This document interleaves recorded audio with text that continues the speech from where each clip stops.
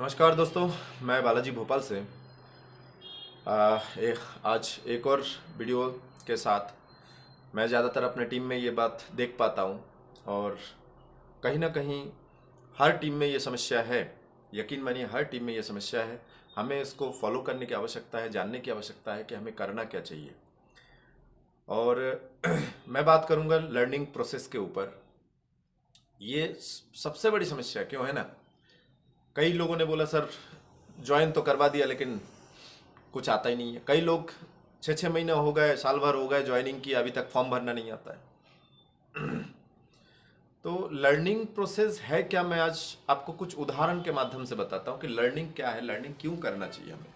बताइए, लर्निंग क्यों करना चाहिए, आसान शब्दों में बताइए। लर्निंग प्रोसेस क्यों होना चाहिए हमारे पास, ऐसा क्यों होना चाहिए, लर्निंग होना ही चाहिए। ये हम ध्यान देते हैं ये चीजें।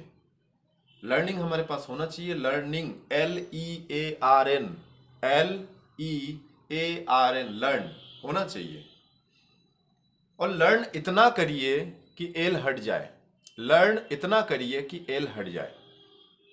लर्न आप इतना करिए कि एल हट जाए। क्यों? आपने देखे होंगे फोर व्हीलर में आगे पीछे के कांच में, कहीं कहीं किसी गाड़ियों में आपने देखे होंगे कि एल लिखा रहता है लाल अक्षरों में, एल, क्योंकि उसको लर्निंग लाइसेंस मिला है अभी। एल, वो सीखते सीखते सीखते सीखते इतना सीख जाता है कि धीरे धीरे धीरे धीरे वो एल हट जाता है। अब वो चलाने लगता है।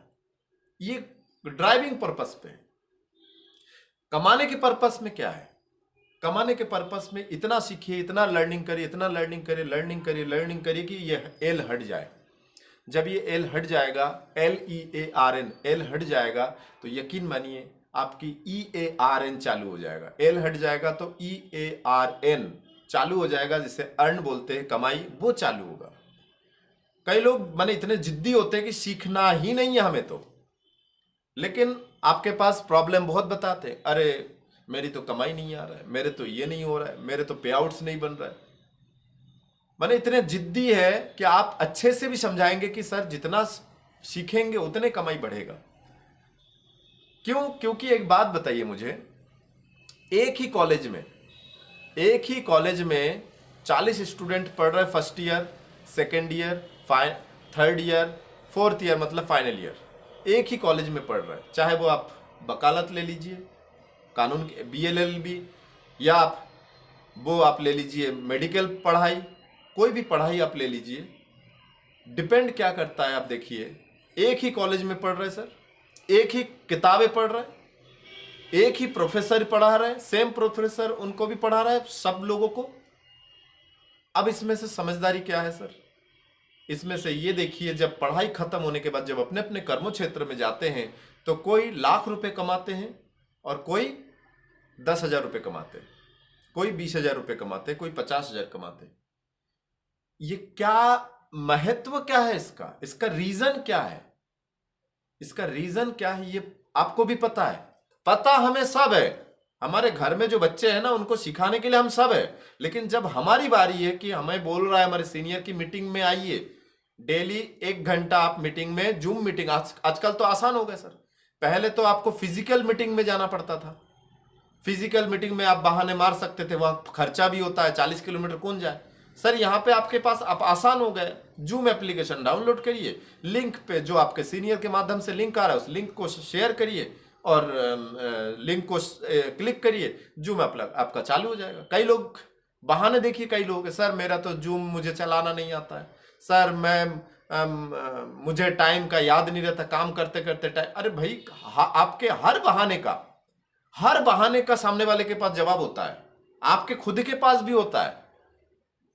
आप यदि वो ये बहाना बना रहे सर मैं टाइम से नहीं आ पाता हूं, तो आप टाइम नहीं आ पाते, याद नहीं रहता है, तो आप एक काम करिए ना, मोबाइल में आपके अलार्म है, अलार्म बजाइए, अलार्म बजाइए, है ना। आपके गांव, मैंने ठेठ भाषा में बोल देता हूं, अलाराम बोलते जिसको, जबकि अलार्म होता है ना। तो अलार्म बजाइए, टाइम सेट करिए। हमें नहीं आता। अरे आपको नहीं आता तो क्या मतलब, कभी ऐसा हुआ है कि घर में आप सब्जी खरीदने गए और घर में आपको करेला पसंद नहीं और आपके बेटे को पसंद है, तो कभी ऐसा हुआ है कि आपने जिंदगी में कभी करेला ही खरीद के नहीं गए? तो आपको नहीं आता है तो किसी और से पूछ लीजिए ना। यदि आपके बच्चे आपको बोल दे सर पापा मुझे तो मैथ समझ में नहीं आता, मैं मैथ नहीं पढ़ूंगा, तो कैसे होगा फिर? 9th क्लास कैसे पास करेगा वो तो मैथ में हमेशा फेल होता रहेगा। नहीं आता है तो किसी और से सिखवाएंगे। अब बेटे को नहीं आता, ठीक है, आपको भी नहीं आता, आप क्या करेंगे? ओ माय गॉड, मेरे घर में तो किसी को भी नहीं आता मैथ। तो लर्निंग प्रोसेस जो है आपको लर्न होना पड़ेगा। ये कोई जादू की पुड़िया नहीं है नेटवर्क मार्केटिंग कि आपने ज्वाइनिंग किया और आप की कमाई चालू। और कई लोग एक और काम करते हैं सर, 2 रुपए की सामान खरीदना नहीं है। मार्केट में 30 साल से 5-5 हजार की सामान खरीद रहा है, लेकिन किसी भी नेटवर्क मार्केटिंग से वो 200 रुपए की सामान नहीं खरीदते। अब मैं आपको कैलकुलेशन बता देता हूं।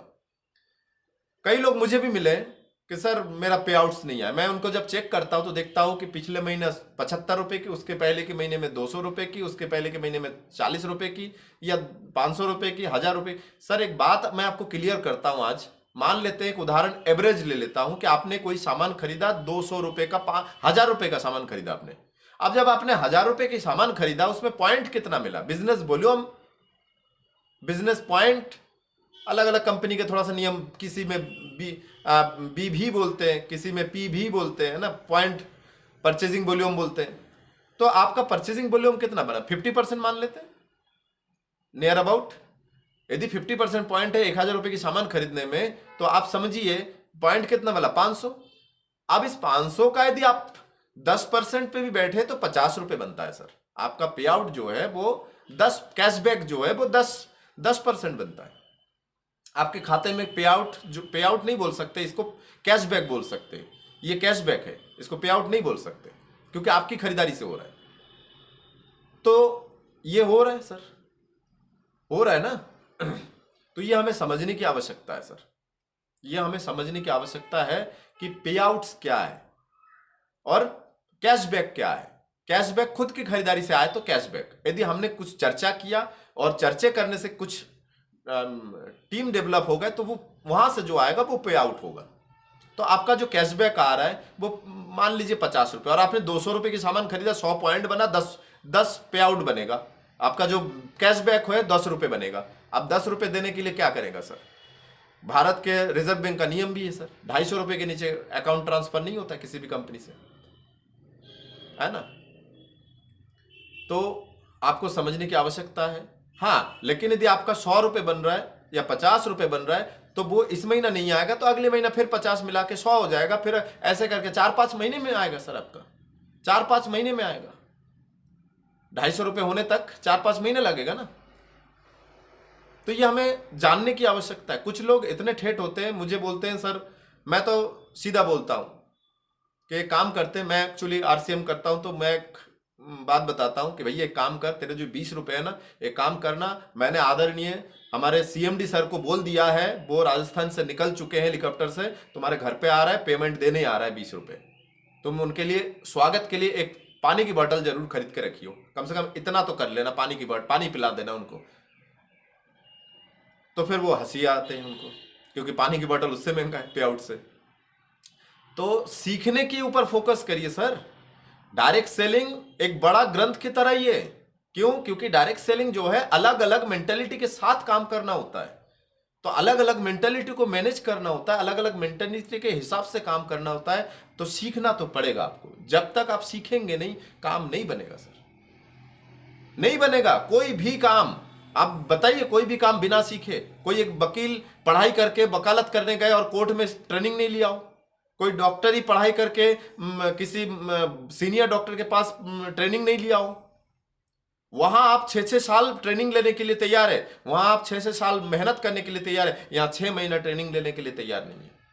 अब मान लीजिए एक और चीज है, ट्रेनिंग तो ले लिया, अब आपने मुंह से चर्चा ही नहीं किया। कई लोग क्या करते हैं पता है सर, मीटिंग आते हैं, जय बोलते हैं, हर एक कंपनी के नाम से जय बोलते हैं, जैसे हमारे बोलते हैं जय आरसीएम, बोलते हैं जय आरसीएम, दिल खोल के चिल्ला के बोलते हैं। लेकिन जय आरसीएम बोलने के बाद पड़ोस की दुकान से जाके तेल साबुन क्रीम खरीद के ले आते हैं।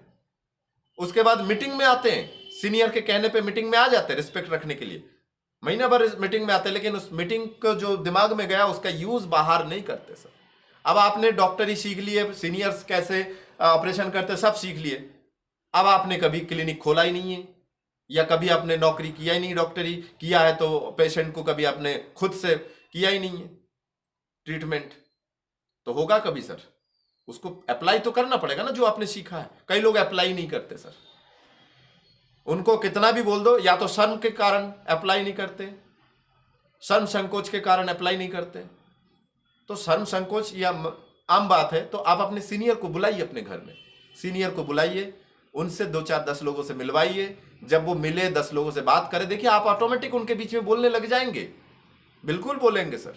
धीरे धीरे धीरे धीरे सीनियर पीछे आ जाएंगे, आप आगे आ जाएंगे। यही तो है सीखने, helping business, monkey C monkey business sir, this is network marketing, monkey C monkey business. एक बंदर यदि सर्क हो जाता है तो उसको देख के दूसरे बंदर भी सर्क हो जाता है। मंकी जो देखता है वही करता है, तो आपको भी वही करना है, कॉपी पेस्ट, कॉपी पेस्ट, इसमें कोई अपडेट करने की जरूरत नहीं है आपको, कॉपी पेस्ट करिए। ये हमें जानने की आवश्यकता है। और प्लान है क्या सर? 3P आप कर लेंगे, हो जाएगा सर। प्रोडक्ट के बारे में जानकारी ले लीजिए, प्लान के बारे में जानकारी ले लीजिए, और प्राइस के बारे में जानकारी ले लीजिए, और एक प्रोस्पेक्ट के बारे में जानकारी ले लीजिए। प्रोस्पेक्ट को कैसे करना है, प्रोस्पेक्ट इन द सेंस आपके लिस्ट बनाइए, उसके बाद धीरे धीरे धीरे धीरे आगे बढ़िए, कैसे कॉलिंग करना है वो सीखिए, खुद से ना करें। एक सबसे बड़ा गलती हम लोग ये कर लेते हैं कि आज मैंने किसी को प्लान दिखाया, सामने वाले ने ओ माय गॉड ज्वाइन करे ना करे, बहुत बढ़िया सर, अच्छा है, मैं करूंगा, ये वो मैं करूंगा, बिल्कुल बिल्कुल तैयार हो जाते हैं। उसके बाद घर जाके मामा, चाचा, बुआ, काका, काका, उनके लड़के या फिर अपने दोस्तों से शेयर करते हैं, और पता है ऐसा ऐसा हुआ, ऐसा ऐसा ऐसा ऐसा ऐसा ऐसा। क्या होगा सर बताइए, क्या होगा सर बताइए? नियम तो आपने फॉलो किया नहीं है, होशियारी तो आपने दिखा दिया है।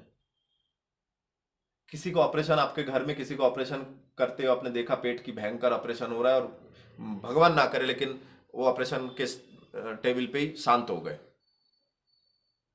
और आपने देख लिया, और आप सेम क्या बीमारी हुआ था, फलाने को ये बीमारी हुआ था, ए नंबर की, ए टाइप का बीमारी हुआ था, कुछ ए या बी नाम दे दीजिए, नाम दे दीजिए, बी बीमारी हुआ था।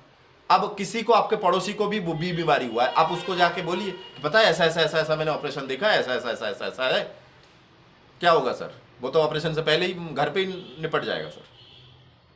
तो हमें होशियारी दिखाना बंद करना पड़ेगा, हमें रोड मैप के हिसाब से, क्योंकि हर कंपनी का एक रोड मैप है, हर कंपनी का एक नियम है, उस नियम को पालन करना पड़ेगा सर। नियम फॉलो करिए ना। अब नियम के ऊपर बात करते हैं कि नियम फॉलो क्यों करना चाहिए।